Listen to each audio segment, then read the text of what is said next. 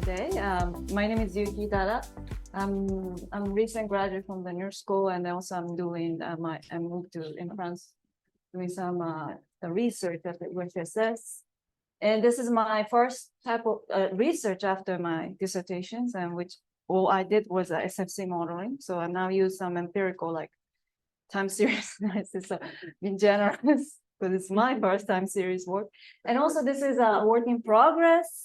And I presented this one like in a conference in Berlin, and I got some good feedback. Also, there's some confusion because I said unconventional monetary policy, but I'm still using the Pasinetti interest rate rule. But in Japan, what they did is that, especially in the second phase of unconventional monetary policy since 2008, they also started to do like controlling the long-run bond rates, and also like. So that's trying to make it more relevant to the case of Japan. So let me start. So the presentation will flow in this order. I'll show some like a stylized fact on recent literature that I really want to show because there's a couple of interesting ones. And also I'll do empirical investigation using the time series VAR model as always, as we all use. And then also some discussion and some more or like policy discussions. Okay. So I will. There is something that more like a recent, like a last even 4 or 5 years. There's some empirical literature even from the some of the mainstream economists has been investigated of the effect of unconventional monetary policy, and then it shows that some robust outcome, like empirical outcome, has showed that it has actually deepened personal income inequality. And also, when we come to monetary policy and income distribution, of course, we go to some of the post-Keynesian literature, like for example, Pasinetti did in his work. So I was trying to discuss how it's related, how we can theoretically, think about how it goes. And also, of course, this is Pasinetti Index Conference. I'm going to do this, but with the growth of the real wage, that's what we're going to do. So what I would do is, first, Pasinetti Index is something interest rate rule, but also we can think in more that in a different in an angle. It can also capture some inequality, especially when we use wage growth, and then it can be more like personal income distribution. So higher a personal income distribution, higher Pasinetti Index, how would affect overall economic outcomes, or like macroeconomic activity. And also we can see how it's higher the Pasinetti Index, what is outcome of the wage shares, because then we can relate it to the personal income distribution and functional income distributions. Then we're gonna use a last 15 years data set, because that's when they started the more like from they not just started to the quantitative easing, but in the second phase they started more purchasing variety of assets, and also started to targeting the long run government bonds in the since 2008. And that is something that we are going to use. That's why we will say like unconventional monetary policy, and this is time frame and the bar model. Okay, so this is motivations. So when it comes to like income inequality, as you might being a little bit shocked, but Japan, used to be has its image of the quite the egalitarian society, and with the huge middle income class. But something that has been like phasing out in current moment, in actually in the even among the G7, the income ratio between top to the bottom has been rising. Also, Gini coefficient has been rising. Also, like shocking fact is like poverty rate among the G7 is the highest, and also in the Gini coefficient. Now we become, I think sometimes it shows 7th, but now it's the 9th highest among the OECD countries. So, and where this inequality comes from? First, let's look at the ratio of the top to bottom, like for the, there is a related, like from the top 10% to the bottom 10%. Also, we can do top 20% and the bottom 20%. Both has been steadily increased since the late 2000, except the time when the economic crisis happens. You know, you see there's some downward shift, but it's also steady increase. And also, when we reverse the order, when we look at the ratio of at the bottom and to the middle income, well, it has some like a tendency going to down from this the light dark line. So, and well, in the general picture is something like we can say that yes, higher the income bracket, higher the rich becoming richer, and something like also bottom becoming a little bit in very bad situations. Well, like in general, like when this higher income inequality rise, this discussion happened, a lot of people started to point it out. It's also due to some monetary policy, because they have been started to purchasing more variety of assets. Also, government bonds was also the main goal to target in the last 15 years in the monetary policy, and that makes some significant effect in the stock market. You see that what happened in 1990s, of course, like that's among the before US had the financial crisis, we have financial crisis. What happened is that here is the media index has suddenly went down. This is some Minsky moment, right? So we had struggled in the stock price was very low for a while, but since 2000, late 2000, it started to going back. And look, this is something more we reaching to some pre-bubble. Yes, it's a little bit, we have to concern a little bit too. So. And also when we comes to, well, we can be a little bit explain some of the higher income of the rich, because they tends to, in the portfolio dynamics, richer holds financial asset more than poor's. And also like, sorry, this is Japanese, but there is some, yes. Yes, that's true. This is international conference. They can use the Google Class. Yeah. So there is, you know, people have this idea that a Japanese household has a high saving, but it's not, because when it comes to like in the bottom 20% or even 10%, there is some growing number of the household with no saving or small saving. Even like it has been steadily rising from 1994, which is the when the deflation has kicked in and steadily economic recession. That also makes sense, because the Japanese household has the very like in the crisis in terms of the wage growth has been stagnated for a long time. Look, this is average real wage. This has been actually going up. Yes, and you know, it's not just this income inequality have been widening, not just rich becoming richer, but also like, yes, and also, yeah, even among OECD G7 country, I think Japan has this very the low the minimum wage level, and I think Italy, and then yes, yes, yeah. So,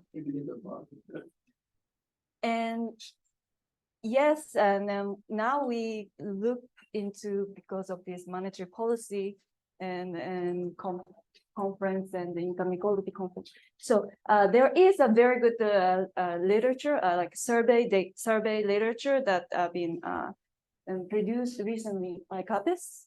Yes, and it has a like in detail, like he even not just only like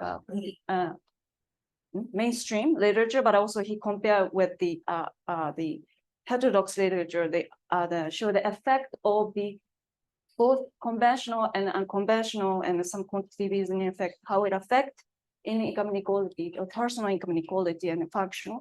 But in general, he said in big countries, this expansionary monetary policy could reduce the income inequality, but in some of the traditional sense that the contractionary one could worsen inequality. But also he makes some country comparisons that he makes some notice realizations that except Japan, because there is not just only one, but recently there is 4 or 5 literature that with the empirical analysis, both time series, that unconventional monetary policy has increased in income inequality through the asset price transfer mechanism. And I think this research has been started from the Society and Forest since 2014. And first they used the 2008 and 2013 data set. And there is a shock was like a monetary base, how it affect in the asset price, also stock prices, and how it would change the income inequality. And also this another thing is the quantitative easing, how it contributed higher income inequality. And he said that there is some positive effect from the tax policy, but this negative effect from the unconventional monetary policy outweigh the positive one. So in overall, there is income inequality rise from this monetary policy. And also like they both use, I think this is the Beck model, but it's bar model. There is a sort of local projection method that is sometimes other empirical method. There's another empirical method that also showed that yes, unconventional monetary policy has increased. I think they use shadow rates and also an increased income inequality. Okay, so this is a little bit more like from the just the empirical analysis without any explanation of the theoretical component or technical analytical exploration. But last stylized fact I would like to show is that because Pasinetti index has some the liability and asset relations. So when it comes to the heterogeneity of the portfolio of the household, there is of course higher the income, there tends to hold more financial asset, but still the equity it's a little bit not to share that much, but still it's high because they compare with bottom, they tends to hold less. But now it become bottom 20 is the one who actually hold the debtor. So this is the debtor and creditor or rentier's relationship we can capture from this. Which year? This is 2017. Yeah, probably it could be. I should have revised it, but I'm sorry. Yeah. So of course, I mean, I'm going back to Pasinetti, but yes, this is like a effect of interest rate, monetary policy, how it affect distributions is not very new because in 1981 and 93, Pasinetti had this whole book, how it affects in his theories. And also like he more like highlighted impact between creditors and debtors. That's something we should make more attention to it.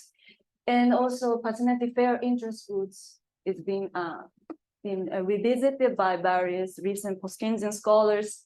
And also now we have Pasinetti index is some principle that defining the normative monetary policy, and that would ensure income distribution naturally for both rentiers and wage income earners, or sometimes it's the debtors.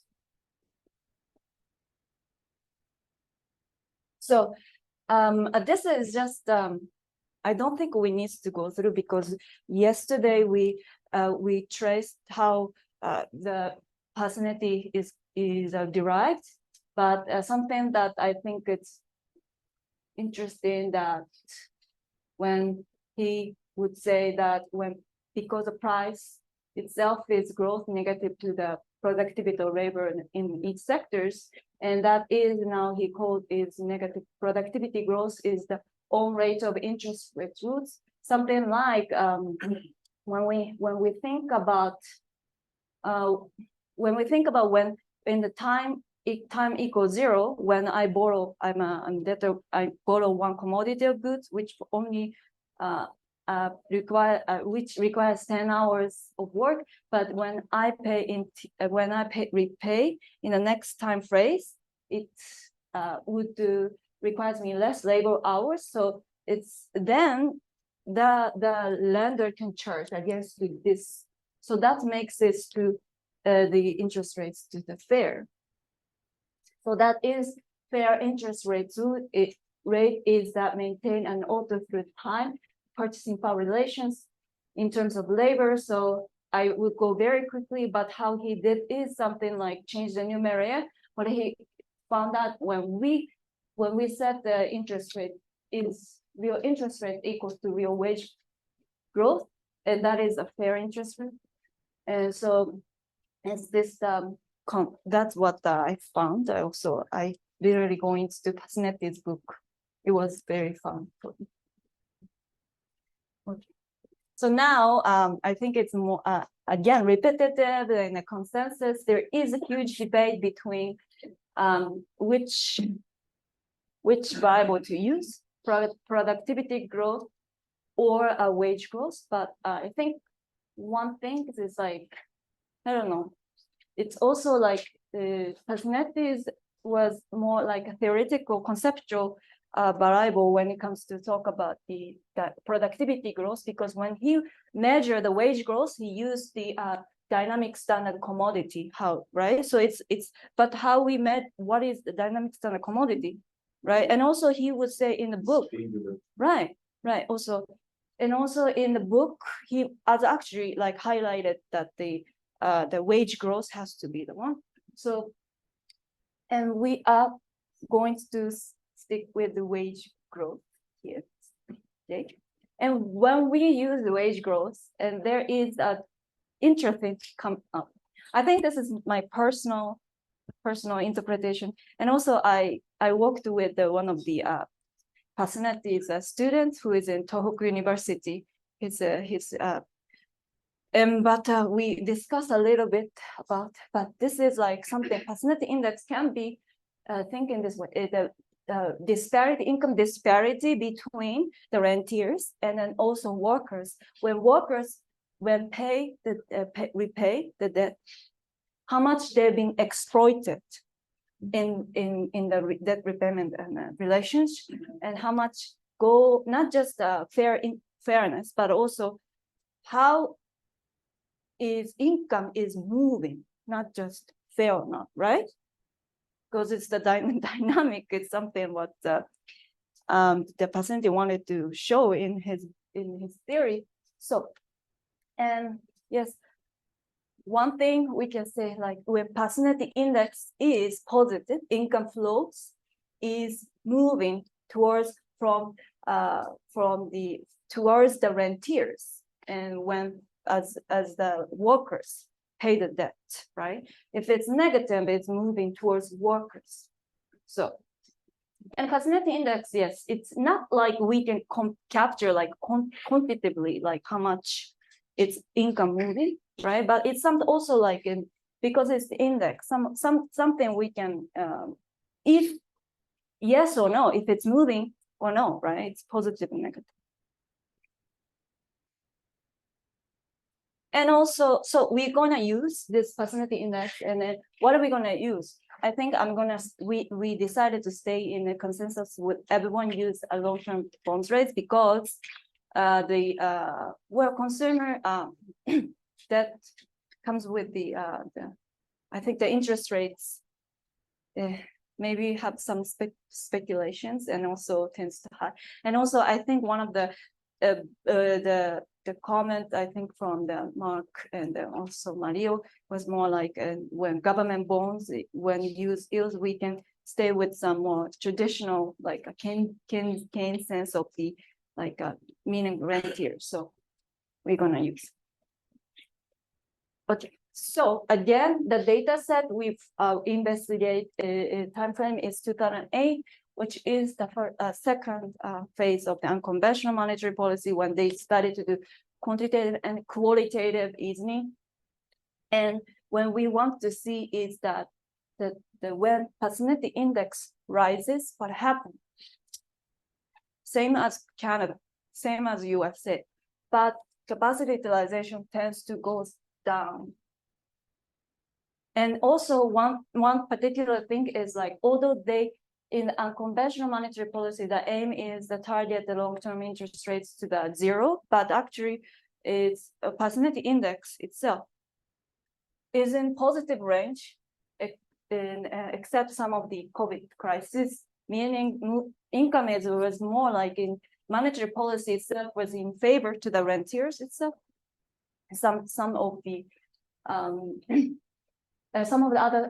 other thing is something like with the line with the other countries, yeah, wage share has been steadily going down unless some of the moment in the 1888 and then 2022.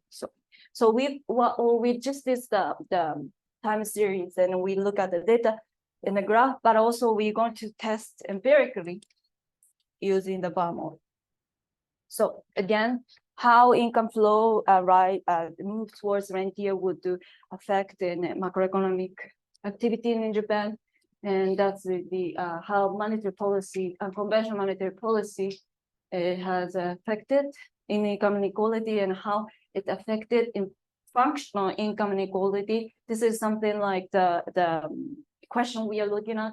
So, well, the ordering, I think, to be honest, because we don't have a specific modeling, like, you know, a bit between this, but Pasinetti index capacity utilization omega share, because also the Pasinetti index can be affected by other variables, but because we want to, this is more like a policy shock, so we're gonna put it in the first. So we're gonna stay in with this ordering first, but we're going to check that with the different ordering and also with the general like the ordering. So, but the outcome was the same. But well, I think you already know the answer. So, because if it didn't work out, I didn't compare and show it. Right. So, okay, so this is just we are waiting for a surprise. some housekeeping and the criteria. And also we did the Granger causality test, and it's something interesting is like Pasinetti index is like a useful predictions and for the movement of the capacity utilization. But when it comes to Pasinetti index, it's capacity utilization itself doesn't like being useful to predict the movement. Also, yes, this is something what I want to show because it's relevant. And okay, so most important things. This is the graph, although I put everything, but when there is higher Pasinetti in a higher income flow towards the rentiers, what happens? Most of the time, this is capacity utilization is a negative, so it affected negatively.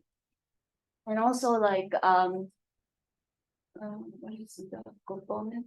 Something I think well, this is the income in some of the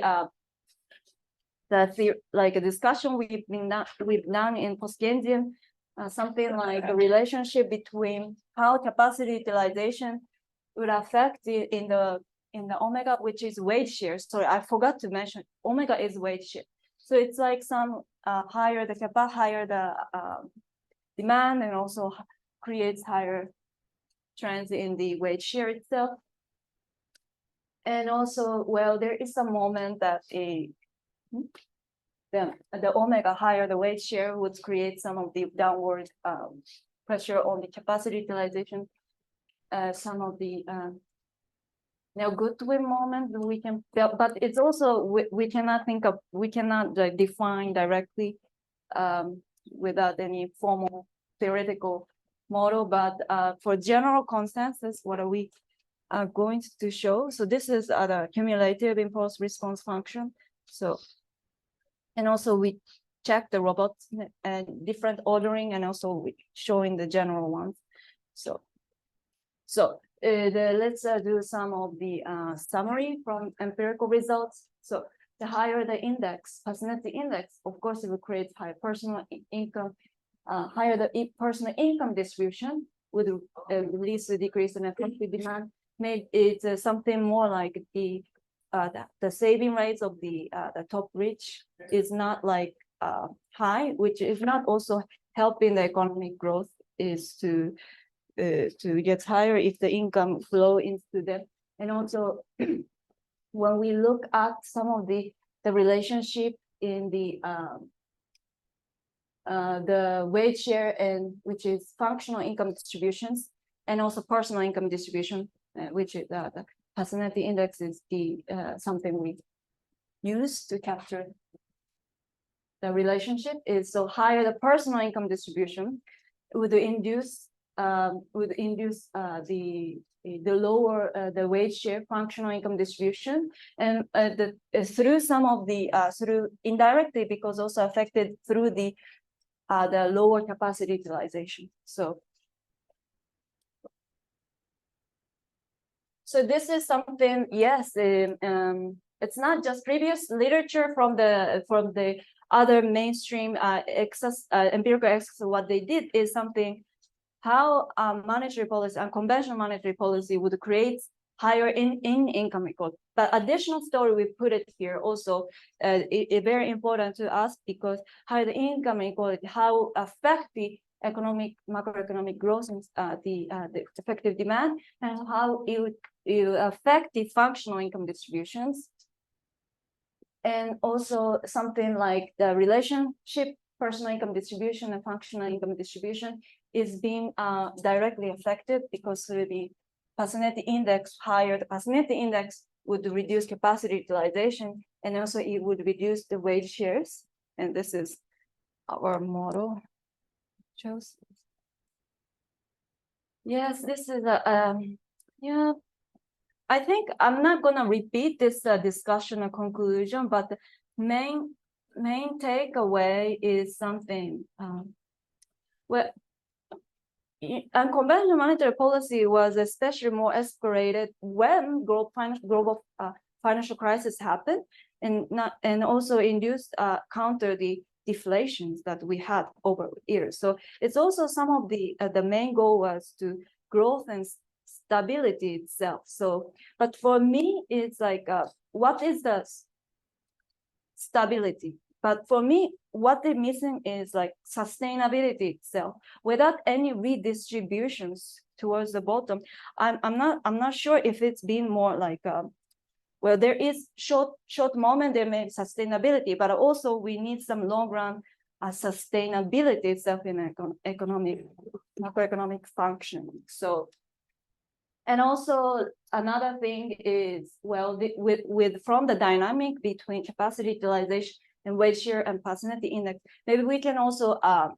update some of the net goodwill the cycle, because something we can think the higher personal income distribution, or higher the Pasinetti index, and also the capacity utilization impact each other, and also it will affect wage shares. So something that we also can use this to update other parts of the post-Keynesian literature. So thank you very much for listening.